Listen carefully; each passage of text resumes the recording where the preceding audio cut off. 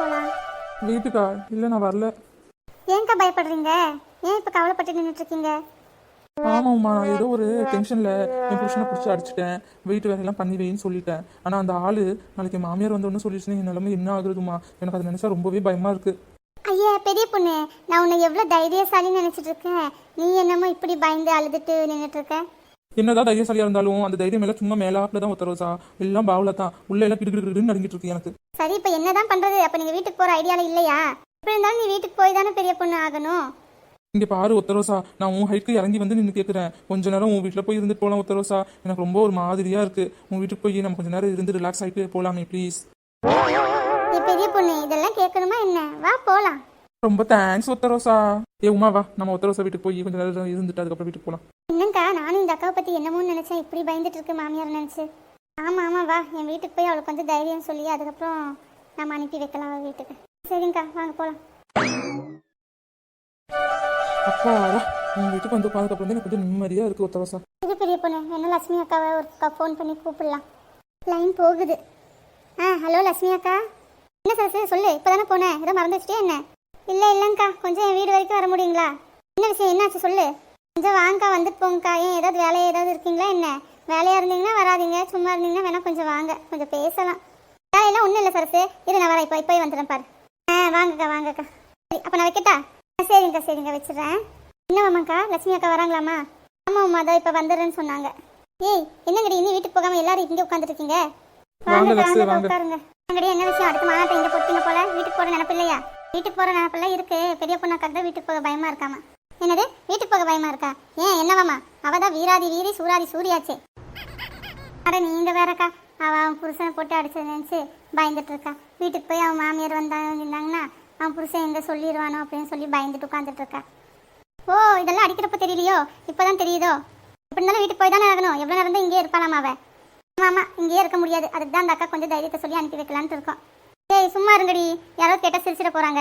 நீங்கள் தைரியம் சொல்கிற அளவுக்குலாம் ஒன்றும் அவ்வளோ பயந்தவே இல்லை. ஆமாம் லக்ஸ், நான்லாம் ரொம்ப தைரியசாலி தான். இருந்தாலும் எனக்குள்ள கொஞ்சம் பயமாக இருக்குது. அதான் என்ன பண்ணுறதுன்னு தெரியல. இருந்தாலும் நீ அநியாயத்துக்கு பயந்த மாதிரி நடிக்கிறேடி. இவ்வளோ நடிப்பு உடம்புக்கு ஆகாதுப்பா. லக்ஸ், இருந்தாலும் எனக்கு கொஞ்சம் என்னமோ கொஞ்சமாக எங்கேயோ ஒரு மாதிரி பயமாக இருக்குது. அது இப்போ என்ன பண்ணலாங்கிற? ஏன் பிபி, நான் தான் உங்ககிட்ட சொன்னேன்ல, போய் உங்கள் புருஷனை கொஞ்சம் கொஞ்சி கிஞ்சி மயக்கி கரெக்ட் பண்ணிடுங்கன்னு. இது கூட உங்களுக்கு தெரியாதா என்ன? பண்ணிடுவேன், ஆனால் எனக்கு ஒரு மாதிரி வெக்கமாக வருது. என்னது வெக்கமா வருதா? ஐயே. ஆமா, அதை கொஞ்சம் எப்படி பண்றதுன்னு சொல்லி கொடுங்களேன். நான் முன்ன பின்ன இப்படி எல்லாம் பண்ணதில்லை. இதெல்லாம் எனக்கு புதுசா இருக்கு. ஐயோ, என்ன நடிப்பு நடிக்கிறாரா சாமி. என்னமோ ஒண்ணுமே தெரியாத மாதிரி. என்னமோ சொல்லுவாங்களே, ஒண்ணுமே தெரியாத பாப்பா போட்டாலா உள்தாப்பாங்கிற மாதிரி. ஒண்ணுமே தெரியாம இவ்வளவு வருஷம் அவங்க கூட வாழ்ந்துட்டு இருக்கா. ஒண்ணுமே தெரியாத மாதிரியும் நமக்கு தான் எல்லாமே தெரிஞ்ச மாதிரியும் நாம தான் அவளுக்கு கைடு பண்ணணுங்கிற மாதிரியும் பேசுறாளே. விட்டா இவ ஊரையே வித்துருவா. இவளுக்கு நாம சொல்லி தரணுமாமா. எல்லாம் நேர கொடுமடா சாமி. பொண்ணு இப்படி சொல்லிட்ட, நீ 10 ஊருக்கு சொல்லி தருவ, இப்போ நாங்க உனக்கு சொல்லி தரணுமா? கொஞ்சமாவது இதெல்லாம் நியாயமா இருக்கா? சரசக்கா, என் மனசுல இருந்தது கரெக்டா சொல்லிட்டீங்கக்கா. ஆமா, நான் 10 ஊருக்கு சொல்லி தருவேன் தான். ஆனா இப்போ எனக்குங்கிறப்ப எனக்கு ஒண்ணுமே தோண மாட்டேங்குதே, ஒண்ணுமே வர மாட்டேங்குதே. நான் என்ன பண்றது? எனக்கு எல்லாம் ஒரு விதமான பயமாவே இருக்கே. ஆமா ஆமா, அது வேணா உண்மைதான். எதுவா இருந்தாலும் என்ன நடந்தாலும் மற்றவங்களுக்கு சொல்றதுன்னா அது என்னமோ நமக்கு எல்லாத்துக்கும் ஈஸியா வந்துடும். அதுவே நமக்கே ஏதாவது நடக்குதுன்னா நமக்கு நம்ம பண்ணிக்கிறதுக்கு அவ்வளோ கஷ்டமா இருக்கும். நமக்கு ஒண்ணுமே புரியாது. எங்க எப்படி நடந்துக்கணும், என்ன பண்ணணுங்கிறது ஒண்ணுமே தெரியாது. எனக்கு புரிஞ்சுக்க முடியுது பெரிய பொண்ணு, நீ எந்த நிலைமையில இருக்கன்னு. ஆமாங்க்கா, நீங்களாவது என் நிலைமையை புரிஞ்சுக்கிட்டீங்களே. இவங்களுக்கெல்லாம் நான் என்னமோ நடிக்கிறேன், வேணும்னு கேட்குறேன் அப்படிங்கிற மாதிரி சொல்கிறாளுங்க. நான் என்ன அப்படியாக்கா பண்ணுறேன்? எனக்கு என்ன தோணுதோ அதைத்தானே பண்ணுறேன். உங்கள் எல்லாருக்கிட்டையும் தானே நான் ஹெல்ப் கேட்க முடியும். உங்களை விட்டால் நான் யார்கிட்ட கேட்க முடியும்?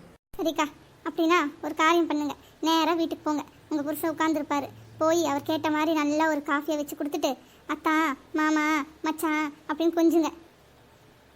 அப்படியெல்லாம் பேசுனதுக்கப்புறமா கால் வலிக்குதுங்களா, தலை வலிக்குதுங்களா, கால் அமுத்தி விடட்டுங்களா, தலை அமுத்தி விடட்டுங்களா அப்படின்னு கேளு. அவர் என்ன சொல்கிறாருன்னு பாரு. அதை வச்சு அடுத்த ஸ்டெப்பை மூவ் பண்ணு. ஆமாடி, அதுக்குன்னு உன் புருஷன் கழுத்து வலிக்குதுன்னு சொன்னாருன்னு கழுத்தை பிடிச்ச அமுக்கி கொண்டுறாத. பின்ன நாளைக்கு நீ சொல்லுவேன், நீங்கள் தானே சொன்னீங்க நீங்கள் அங்கே அமுக்கிட்டா இங்கே அமுக்கிட்டான்னு கேட்டு அமுக்குன்னு. கழுத்து வலிக்குதுன்னு சொன்னார், அதனால கழுத்து அமுக்குன்னு செத்துட்டாரு அப்படின்னு சொல்லி நாளைக்கு ஏதாவது போலீஸ் கேஸில் எங்களை மாட்டி விட்றாதடி. சாச்சா, அப்படியெல்லாம் பண்ண மாட்டேன் லக்ஸ், நீங்கள் பயப்படாதீங்க. பயப்புள்ள நிஜமாலுமே ரொம்ப பயந்து கிடக்கு போலையே. ஏன் பெரிய பொண்ணு? பயம் இல்லை ஒருத்தரோசா, ஒரு மாதிரி பயமும் வருத்தமும் தான். என்னதான் இருந்தாலும் என் புருஷன் இல்லையா, ஏதோ ஒரு கோவத்தில் அடிச்சிட்டேன். அப்பவும் அது மனசு கேட்க மாட்டேங்குது கருமம். ஆமாம் ஆமாம், 1000 தான் இருந்தாலும் கல்லானாலும் கணவன் புல்லானாலும் புருஷன் இல்லைங்கக்கா. ஏய் இந்த டைலாக் எல்லாம் புருஷங்காரன் பொண்டாட்டி அடிச்சா சொல்ற டைலாக் டி. இதுவே பொண்டாட்டிக்காரி புருஷன் அடிச்சா சொல்ற டைலாக்கே வேற. அது என்னங்க டைலாக்கு? நான் இதுக்கேற்ற மாதிரி ஒரு டைலாக் சொல்லட்டா? எங்க சொல்லு பார்க்கலாம். 1000 தான் இருந்தாலும் மண்டையை உடைச்சாலும் மனைவி, தூக்கி போட்டு உதைச்சாலும் துணைவி. இதுதான் இந்த காலத்து லேட்டஸ்ட் டைலாக், லேட்டஸ்ட் ட்ரெண்டு. எப்படி? நான் இன்னொரு டைலாக் சொல்லட்டா? இப்போ ஏன் டேன் சரியா?